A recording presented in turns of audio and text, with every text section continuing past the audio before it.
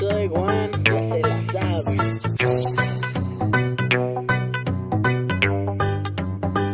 Hay que aprender a vivir, reír y llorar. Un corazón de piedra por si hay huracán. Siempre caminar con paso muy lento, pero siempre firme, demuestra el talento. Aprender a vivir, reír y llorar. Un corazón de piedra por si hay huracán. Siempre caminar con paso muy lento, pero siempre firme, demuestra el talento. En este movimiento lento hay que caminar. Paso a pasito me saldré del sistema solar.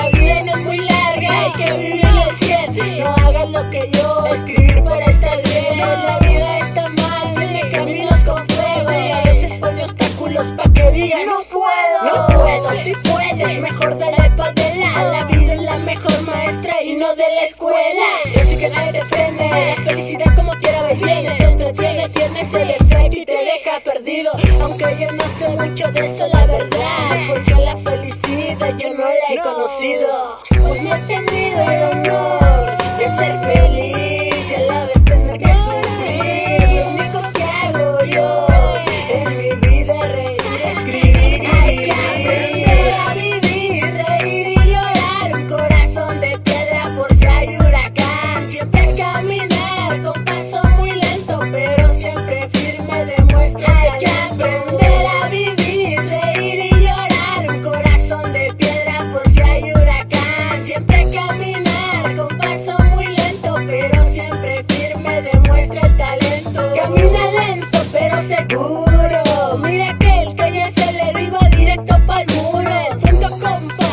no es acelerar, es llevarte la light, cabrón, y saber manejar. La vida que uno lleva, muchas cosas no se meten nada más porque dan hueva. Pero la vida no es así, a veces toca llorar, bailar, cantar, dejar de cantar y reír de las cosas que han pasado o las que van a pasar. O ríete de tu pasado, pero el punto solo es que dejes de llorar. Aprender a vivir, reír y llorar. Un corazón de piedra por si hay huracán. Siempre caminar con paso muy lento, pero siempre firme, demuestra el talento. Demuestra el talento y olvida el sentimiento. Es el Exo de Juan 2014.